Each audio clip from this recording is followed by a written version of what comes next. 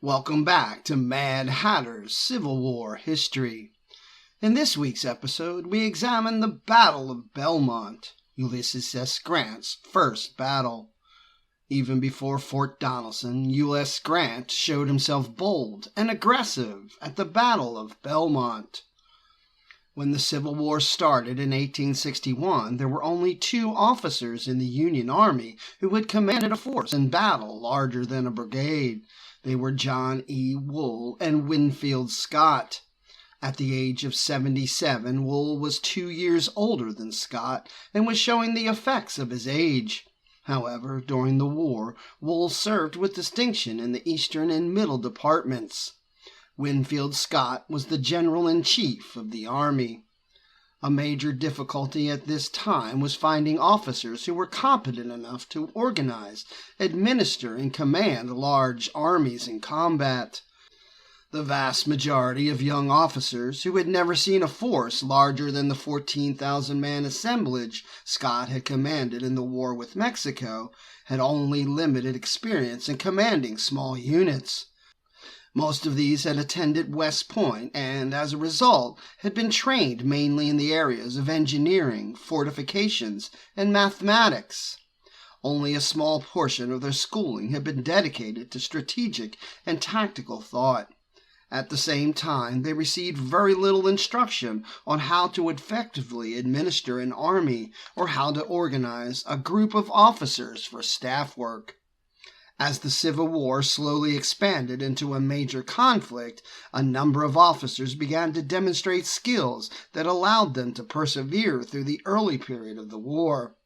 Eventually, the innate qualities that are so important for good leadership began to propel these men into significant positions of command.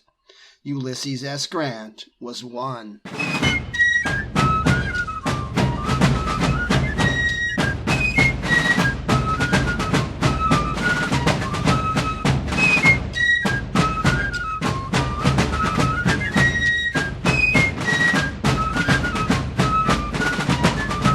When Fort Sumter was attacked by the Confederates in April of 1861, Grant was a clerk in his family's leather business in Galena, Illinois.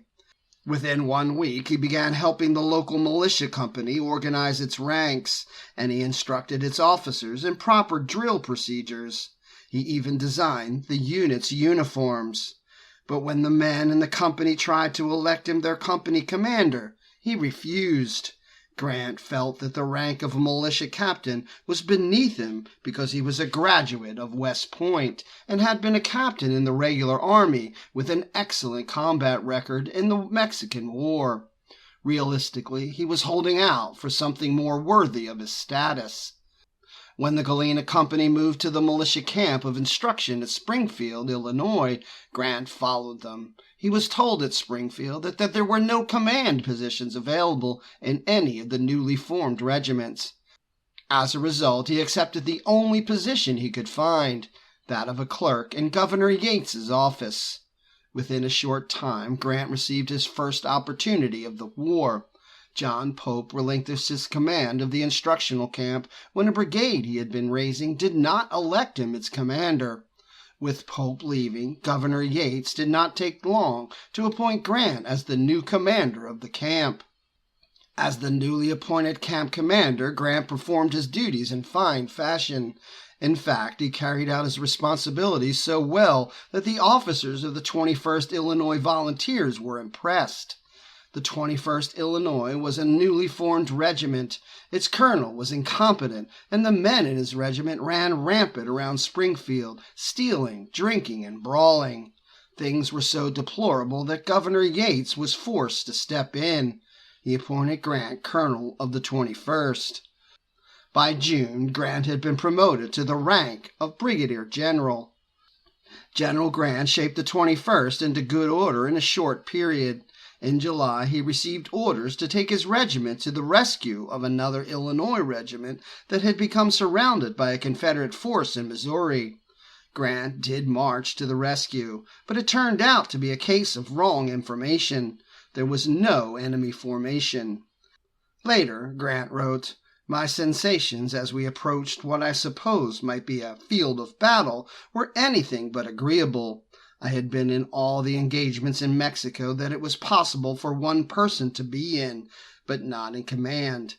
If someone else had been colonel and I had been lieutenant colonel, I do not think I would have felt any trepidation.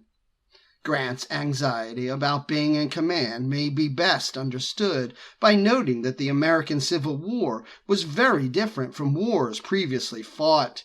Huge armies and advancements in technology combined to cause a tremendous number of casualties on the battlefield. At the same time, the Civil War was very similar to other wars in many ways. One was that commanders were forced to cope with the responsibilities of ordering men into battle. Although these same commanders may have possessed high levels of physical courage, many found it very difficult to send their men against the enemy and remain back to command the field. The commanders along the Illinois-Missouri border, Grant among them, were no exception. They had come to grips with the issue of moral courage.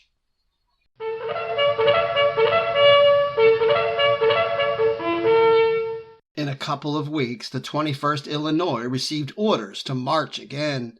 This time, Grant was told to take his regiment and attack a suspected rebel camp 25 miles away. The enemy assembly was commanded by Colonel Thomas Harris.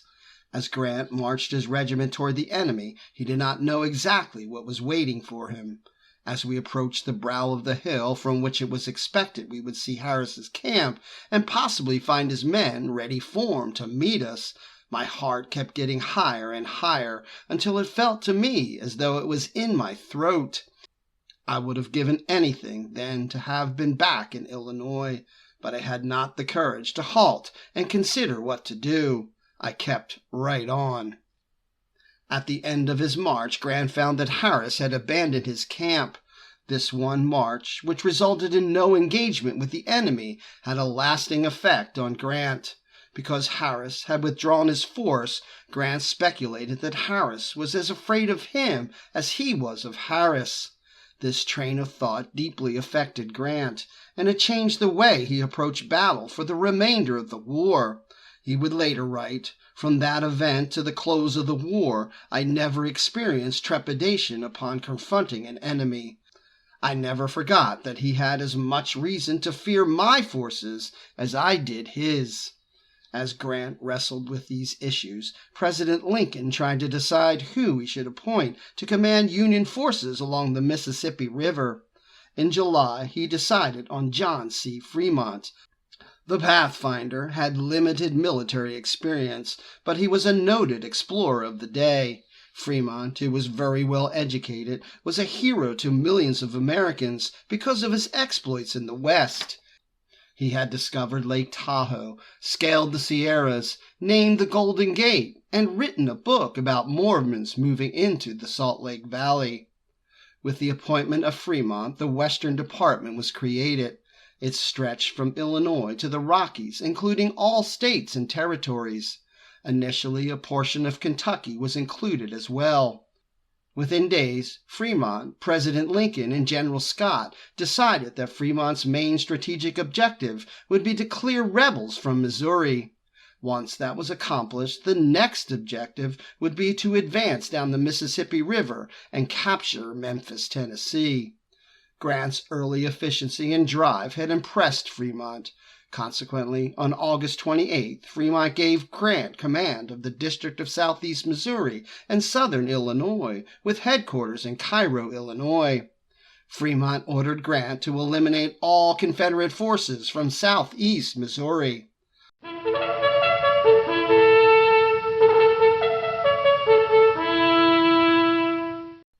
During the summer, Kentucky, a slave state, remained neutral. In other words, it had not seceded with the original 7 slave states that had created the Confederacy before the war's beginning, nor had Kentucky left the Union following the attack of Fort Sumter. President Lincoln, not wanting to violate Kentucky's neutrality, did not want to take any offensive action within her borders for fear of pushing her into the Confederacy. As it turned out, Southern forces were the first to infringe upon Kentucky's nonpartisan position. On September 3, 1861, General Leonidas Polk ordered General Gideon J. Pillow to capture Columbus, Kentucky. Many on both sides considered Columbus critical for control of the Mississippi River. Grant had not even settled into his headquarters at Cairo when he learned of the rebel occupation of Columbus. He became extremely alarmed by the close proximity of the enemy. Columbus was only 20 miles south of Cairo. At the same time, Grant was afraid the rebels would attempt to occupy Paducah, Kentucky, strategically located east of Cairo, where the Tennessee River empties into the Ohio River. If Paducah were occupied by the enemy, Grant knew that the rebels would be able to interdict all Union shipping along the Ohio River. By the evening of September 5th, Grant had organized a force for advancing on Paducah. Without waiting for orders, Grant loaded 2 infantry regiments onto local steamship for the move on Paducah. When the Federals reached their target on the 6th, they landed unopposed. Leaving General Charles F. Smith in command, Grant returned to his headquarters to find the orders permitting him to advance on Paducah. Grant's move to occupy Paducah was a masterful countermeasure to the Confederate occupation of Columbus. In response, Polk ordered Brigadier General Frank Cheatham to attack Paducah and drive all Union forces out.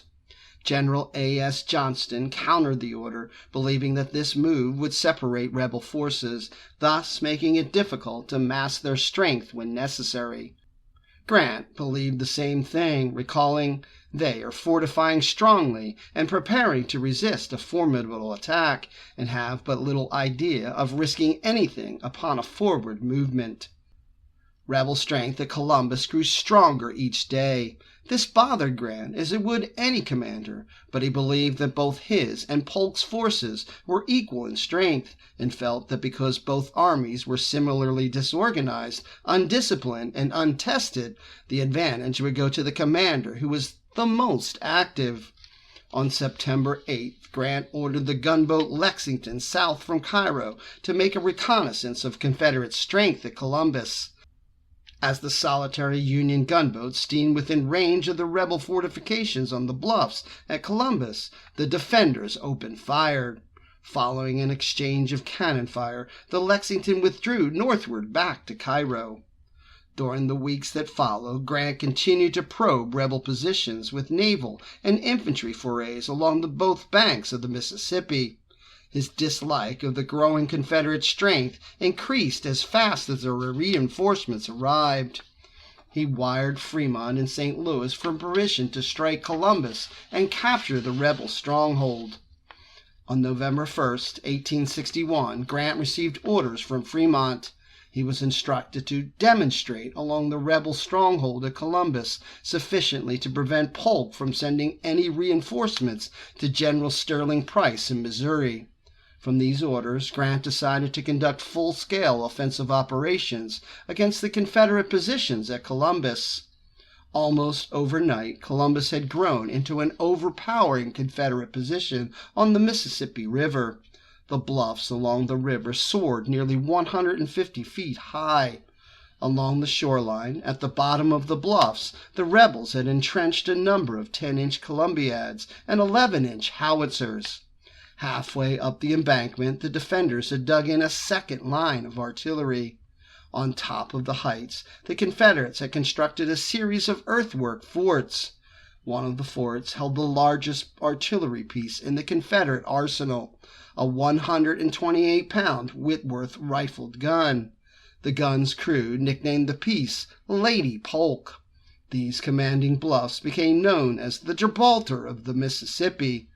There were nearly 140 pieces of artillery trained on the river, and the entire defensive position was garrisoned by 17,000 troops. Grant's gunboat forays against Columbus had given him a picture of the enemy's strength. Owing to the rapid buildup, Grant decided to attack Belmont on the Missouri side of the river instead. Belmont was directly across from the Columbus and was not nearly as well defended as the Gibraltar of the Mississippi. Grant hoped to surprise the small Confederate force there. He decided to use 2 brigades of infantry for his primary attack. One brigade was under the command of Brigadier General John McClernand, and the other under Colonel Henry Dougherty. In support of the infantry were 2 companies of cavalry and a light battery of artillery. In order to transport his forces downriver, Grant gathered 6 steamers and 2 gunboats. In all, Grant's force numbered 3,114 men. Grant planned on implementing several secondary actions in order to try to confuse Polk. He realized he was dividing his command in the face of a formidable enemy, but he considered the reward worth the gamble.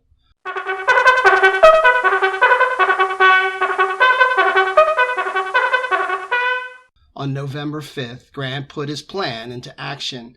He cabled General Smith at Paducah, ordering him to demonstrate toward Columbus.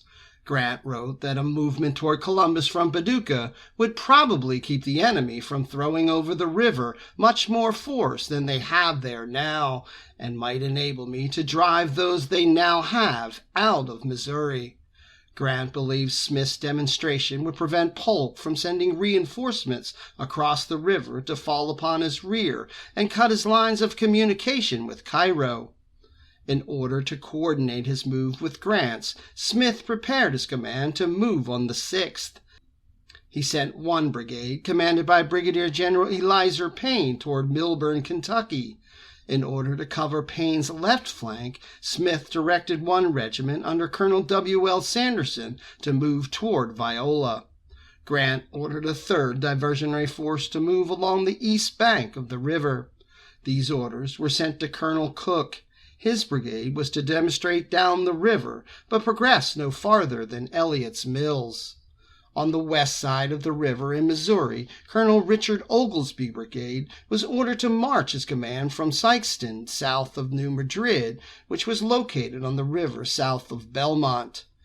Grant directed Oglesby to halt and communicate with me at Belmont from the nearest point on the road as he marched toward New Madrid.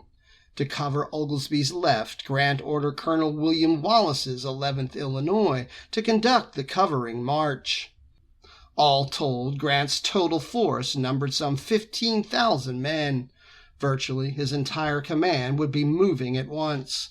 Although his forces were separated, they were not divided so widely as to not be able to be massed together if the need arose. One thing was certain: the multiple columns that Grant put into motion certainly made it difficult for Polk to determine Grant's main objective. On the afternoon of the 6th, Grant prepared his force at Cairo for embarkation upon the steamboats that would transport his brigades to Belmont. By 3 p.m., 2 of McClernand's regiments, the 30th and 31st Illinois, began loading onto the steamer Alex Scott.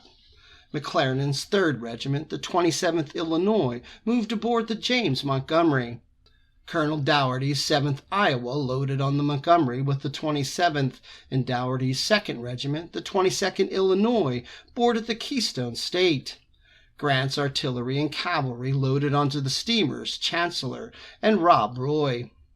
Covering Grant's waterborne force were the gunboats USS Lexington and USS Tyler. As Grant's multiple diversionary units began to move toward their intended objectives, Grant's force departed from Cairo for its journey south down the Mississippi. The Union flotilla pressed south until 11 p.m. Grant then decided to tie up along the eastern bank of the river about 11 miles from Columbus and wait out the night. He posted a strong guard on shore while the remainder of the men tried to sleep. Most of Grant's men had never tasted battle. As a result, sleep for many was nearly impossible. To make matters worse, word had spread that they were on their way to assault the strong fortifications at Columbus. On board the Belle Memphis, Grant received a message from Wallace, who was covering Oglesby's eastern flank, that he had learned from a reliable Union man that the enemy had been crossing troops from Columbus to Belmont the day before for the purpose of following after and cutting off the forces under Colonel Oglesby. This message convinced Grant that he had made the correct decision in attacking Belmont. In fact, Grant realized his campaign now had 2 objectives. protecting Oglesby's eastern flank, and, as first understood, stopped General Polk from reinforcing Price west of the Mississippi. Grant immediately issued a special order. It read, "The troops composing the present expedition from this place will move promptly at 6 o'clock this morning. The gunboats will take the advance and be followed by the 1st Brigade under the command of Brigadier General John A. McClernand, composed of all the troops from Cairo and Fort Holt. The 2nd Brigade, comprising the remainder of the troops of the expedition, commanded by Colonel John Dougherty, will follow. The entire force will debark at the lowest point on the Mississippi shore, where a landing can be effected in security from the rebel batteries. The point of debarkation will be designated by Captain Walk, Commander, Naval Forces." By 6:30 on the morning of November 7th, the Union fleet released the lines, holding them to the Kentucky shore, and proceeded downriver toward the objective. Grant felt confident. He believed that any rebel troops west of the river would be caught by surprise by his attack. If he was lucky, Grant felt he might even take them in their flank. At the same time, Grant embraced the idea that his demonstration on the east side of the river, Payne and Sanderson, would prevent Polk from rushing too many troops across the river against him at Belmont. As Grant's naval forces steamed southward, he went up to the pilot house to inquire how close his landings could take place out of sight of Columbus. Pilot Scott replied, "About 3 miles north at a landing at Hunter's Farm." Scott emphasized, however, that the landing was out of sight, but it was not out of range of the guns at Columbus.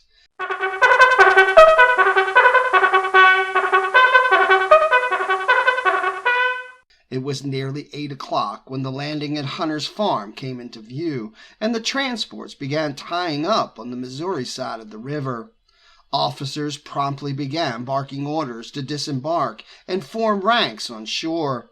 Within minutes, scattered musket shots began peppering Grant's men from a dense tree line. Heavy return fire from troops still on board the transports drove off the handful of enemy soldiers. As the unloading continued, Grant ordered Commander Henry Walk to proceed downriver with 2 gunboats in order to draw enemy fire away from the landings. This Walk did by 8:30. Although heavily outgunned by the strong shore defenses, the Lexington and Tyler did draw some fire from shore. However, the majority of the rebel fire was directed toward the transports. Concerned for the landing force, Walk withdrew back to Hunter's Farm and ordered the transports out of range of Columbus's guns as soon as the offloading was complete. Soon, Walk could hear firing from shore as the volume increased in intensity. He decided to make another run toward the Iron Banks at Columbus. This second attack lasted 20 minutes.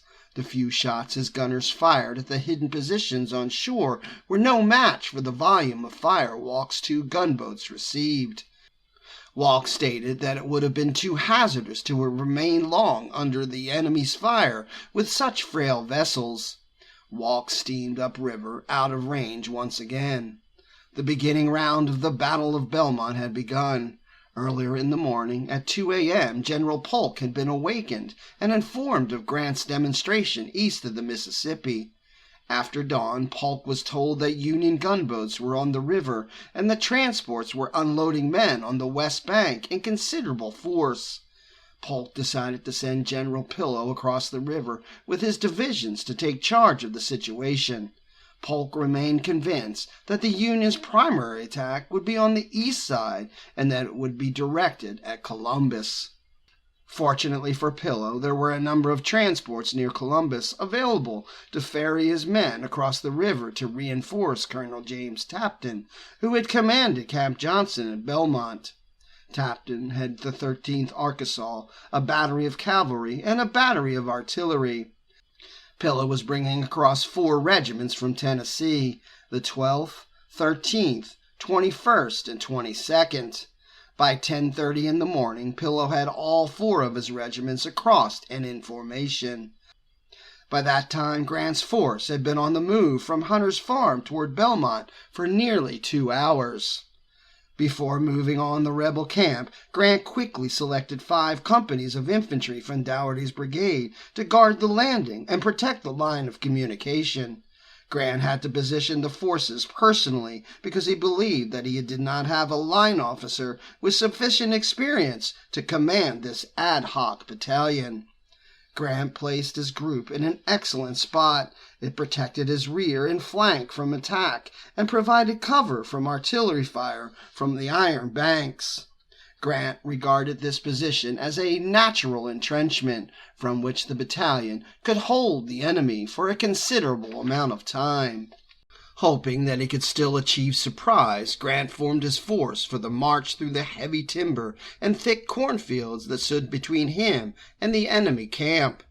As the Union forces moved through the warm morning sunshine toward Belmont, an occasional artillery round fired from the iron banks would crash among the trees. Confederate gunners across the river were trying to find Grant's column amid the dense river-bottom growth of forest and underbrush. Except for the sporadic artillery fire, the march toward the enemy camp was fairly easy. Bits of marsh and swamp and the often flooded terrain slowed the Union column at times. However, the road Grant's men followed was in good shape overall. As Captain James Dowlings's Union horsemen swept the line of march, Confederate cavalry Lieutenant Colonel John Miller's 1st Mississippi Battalion engaged them and quickly broke away. Dowlings reported that the enemy seemed more interested in observing than fighting. But as Grant's forces approached what appeared to be a large slough, rebel defensive measures increased. Dowlings reported that Confederate fire was heavier and that his men were seeing infantry for the first time, though he was continuing to push them as he advanced. At this point, Grant met with McClernand and decided to deploy the column. A cornfield alongside the road was used to form the men into a battle line. At this location, all that Grant's men had to do was face left in order to face their intended objective, still about 2 miles away. Grant positioned Captain Ezra Taylor's artillery pieces in the center and on the left flank of his line, which stretched for nearly half a mile. Orders were then given to each regimental commander to deploy 2 companies forward as skirmishers. Specifically, they were to seek out and develop the position of the enemy. As the skirmishers advanced across the slough, they encountered thick woods on the opposite side. Confusion reigned. All of a sudden, it became very difficult for officers to maintain alignment. Once inside the tangled woods, the inexperienced Union infantry began to hear the long roll of Confederate drums at the enemy camp ahead. Cautiously, the Union line continued to move forward as best they could in the dense foliage. Grant himself remembered his feelings from July when he had maneuvered to attack Harris's camp.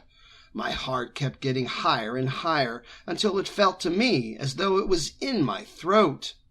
The first portion of the Union line to receive heavy fire from the enemy was the right flank. Grant had assigned Colonel Napoleon Buford's 27th Illinois to that section of the line. As the firing increased, McClernand ordered Colonel Philip Falk's 30th Illinois forward to support Buford's 27th. Soon the fire became so heavy that Grant ordered his regiments on the left to alter their advance and move to the sound of the firing.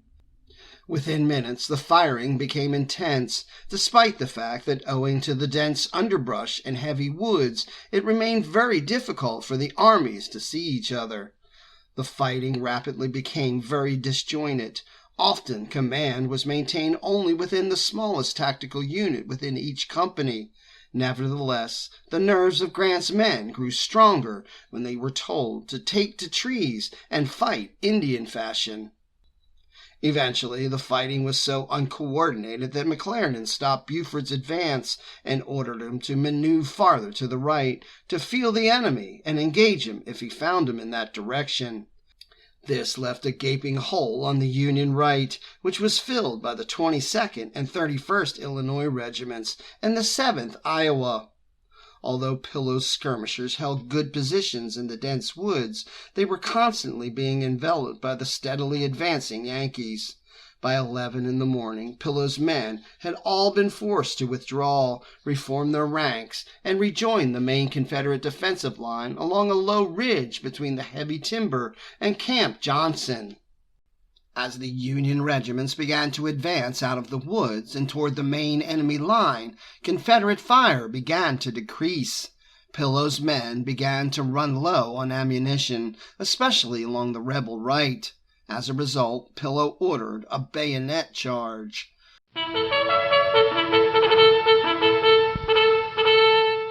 General Pillow knew from his experiences in the Mexican War that the bayonet had ultimately settled the issue on the battlefield. But this time it did not. The Federals recoiled, but did not flee. Following a brief Union withdrawal, Colonel John Logan's 31st Illinois tried several times to turn the Confederate right flank. These determined Federal attacks forced the rebels to drop back to their original line and forced them to use up more of their precious ammunition. Slowly, the Union advance along the Confederate right began to push the defenders back toward the camp. In the center of Grant's attack, Colonel Jacob Lauman's 7th Iowa and Falk's 30th began to break out of the heavy timber as well. This advance was answered by Lieutenant Colonel Daniel Belzover's Watson battery. The rebel artillery opened up on the advancing Union troops and forced them back into the tree line. Once back under cover, Lauman told his men, "Fall on the ground." He then shouted, "Crawl, boys!" and the Union line began to advance again. Because the rebel artillery fire had only momentarily slowed the Union advance, Pillow rode up to the center of his line, held by Colonel Edward Pickett's 21st Tennessee and Colonel Thomas J. Freeman's 22nd Tennessee, and asked if we could not charge and drive the rascals out. The order of "Charge bayonets" filled the air. In a rush, rebel infantry charged the blue line and pushed them back into the woods.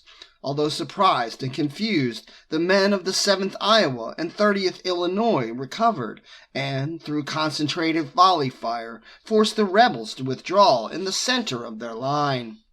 Belzover's guns raked the Union tree line, which allowed the 21st and 22nd to withdraw in good order.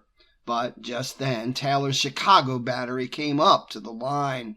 Within minutes, rebel and Union artillery were engaged in a spirited exchange of gunfire that brought about the collapse of the entire Confederate line. With Pillow's right already retiring, the heated artillery duel collapsed the remaining portion of the Confederate line. As Pillow's main line began to fall back into defensive positions at their camp, Buford's 27th Illinois moved southward and came up on the extreme left flank of the Confederate camp in a classical envelopment maneuver. Slowing Buford's advance momentarily was Company A, 13th Tennessee, which had been left back as a camp guard. Pushing on, the 27th assaulted across the camp's parade ground, but then withdrew to withering volley fire by the defenders. As Buford's men prepared for another assault, the 7th Iowa and 22nd Illinois advanced and fixed themselves on his left. At the same time, Taylor positioned his battery in the center of Grant's line and began to fire canister shot into the camp. Falk's 30th and Logan's 31st advanced and began to envelop the camp on the north as well. With Federals streaming into camp from 3 different directions and a steady pounding by Taylor's guns, Pillow had no choice but to order the retreat from Camp Johnson. Almost immediately, the entire camp began fleeing north along a lane that paralleled the river. As the retreating rebels ran, they braved a gauntlet as hundreds of Union muskets poured their deadly content. Men from each of Grant's 5 infantry regiments began chasing the Confederates in a loosely organized pursuit led by Colonel Lauman. It continued for nearly a quarter mile and then slowly stopped after Lauman was hit in the thigh by a musket ball as rebel defensive fire increased along the river bank. Viewing the fight from across the river, Polk realized that he needed to send reinforcements quickly to support Pillow. One of the first units across the river was Colonel Knox Walker's 2nd Tennessee, and it was Walker's regiment that stopped the Union pursuit of the fleeing rebels out of the camp. But as Walker began to pressure Logan's 31st on the north end of the camp, Taylor's guns came up once again and began to smash huge holes in Walker's line of men. At the same time, Taylor's guns began to pour their deadly fire into the rebel steamers Prince, Hill, and Charm, which were all bringing reinforcements from Columbus. By around 2 in the afternoon, all firing in and around the captured rebel camp had stopped. Immediately, Grant's men began celebrating their victory. All of a sudden, the atmosphere turned into one of hilarity, with men running around, searching for souvenirs, singing patriotic songs, and firing volleys into the air. General McClernand even found time to mount a tree and deliver an impromptu victory speech. As the minutes ticked by and the looting continued, Grant realized his fighting force had become an uncontrollable mob. In order to stop the looting and gain control once again, he ordered Camp Johnson to be burned. As the fires raged throughout the camp, officers began to organize their men into formations. Unfortunately for Grant, many of the burning tents contained sick and wounded rebel soldiers who had gone unnoticed by Union torchbearers. Many of the Confederates burned to death. The horrible incident became a rallying cry for many rebels for the remainder of the day. On the heights across the river, General Polk had witnessed the Federal assault on Camp Johnson and the ensuing panic that had resulted in the hasty retreat northward along the river. After some thought, Polk decided to commit his reserves to the fight in order to somehow salvage the day. At the same time, he ordered a heavy bombardment upon the camp. This accurate Confederate artillery fire from Iron Banks helped Grant to bring control of his force. Thinking that if they stayed around any longer, rebel gunners from across the river would reduce their ranks in a short time, the men began to form their lines for the march out of the enemy camp. To add to the reinforcements already sent, Polk ordered Brigadier General Frank Cheatham across the river with the 15th Tennessee and the 11th Illinois in order to reinforce Pillow's command. To avoid Taylor's Chicago battery, the Prince steamed upriver with Cheatham's force to find a suitable landing somewhere between Camp Johnson and Hunter's Farm. Once across the river, Cheatham found that Pillow had organized a force about brigade size of elements from all his regiments. Cheatham had brought a large supply of ammunition with him, and it was quickly distributed throughout the ranks. All told, his reconditioned rebel force numbered between 1,000 and 1,500 men, and they were anxious to again confront the enemy. At Camp Johnson, Grant's men were formed, but still hiding in the trees from the gunners of Iron Banks. At a few minutes past 2, a lieutenant from Polk's regiment reported to Grant that enemy transports were bringing reinforcements across the river. Grant, seeing the boats for himself, gave the orders to assemble and began to march back to Hunter's Farm. Once assembled, McClernand's brigade took the lead, followed by Dougherty's brigade. All at once, firing broke out on the Union right. The Federal column, almost to a man, was amazed that the Confederates could mount a determined counterattack, since, only an hour before, they had been wildly running out of control along the river. The spirited Confederate advance, organized by Cheatham, began to destroy McClernand's hastily formed line. Shouts of, "We are flanked, and they're surrounding us," began to ring out up and down the Union line. The 7th Iowa became nearly enveloped at the end of the Union column. Because Lauman was down with his thigh wound, Major Elliott W. Rice commanded the 7th and broke it out of the trap. Still trying to keep Rice pinned at the rear of the column, Cheatham swung his force around and tried to envelop the head of the Yankee column as well. Within minutes, cries of "Surround it! Surround it!" filled the air throughout McClernand's brigade. It seemed like all eyes began to fall upon Grant. He simply stated, "We cut our way in, so we cut our way out."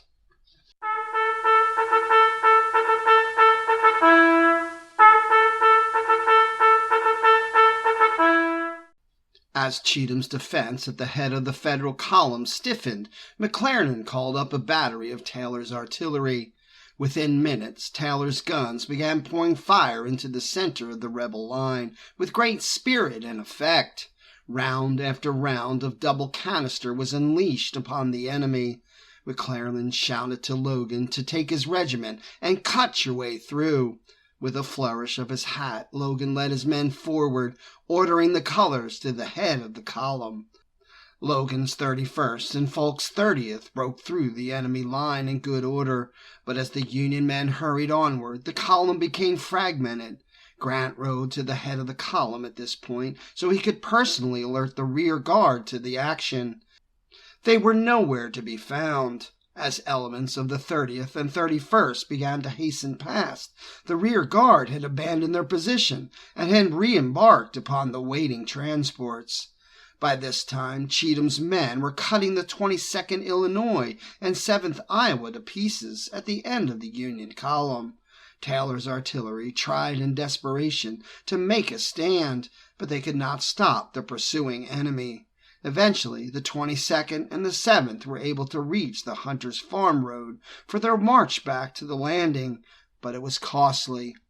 Most of Buford's 27th Illinois left the retreating Union column and retraced its route from earlier in the day.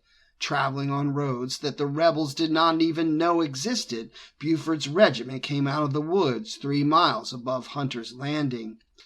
Across the river, Polk felt compelled to act further. He personally crossed the river and brought 2 more regiments with him to reinforce Cheatham, but not doing so earlier probably cost Polk the day. Although Cheatham and Polk got their men moving after the retreating Federals, it was not soon enough. The delay gave Grant the additional time he needed to embark his command at Hunter's Landing. But as the steamers began to pull away from the shore, the rebels hotly increased their fire upon the departing vessels. In return, the Lexington and Tyler came up and poured a murderous fire on the bank. They poured a perfect storm of death into the rebel masses. Whole ranks were mowed down by a broadside. On board the Memphis, Grant heard the increase in fire and walked out on deck. All 5 transports were in line, and the troops on board were firing with terrible effect and great spirit. Even Taylor's Chicago artillerymen had gotten into the action and were firing their guns from the deck of the Chancellor. Except for picking up Buford's 27 3 miles upriver, the Battle of Belmont was over. During the dark trip back to Cairo, doctors on board the transports treated the wounded as best they could. Many officers remembered the trip as solemn. Grant chose to remain by himself and said not a word but to a waiter. But when the Federal Armada reached Cairo about 9:30 that night, the city was totally lit up in celebration. Later and into the next morning, Grant recalled all of his diversionary units from both sides of the Mississippi.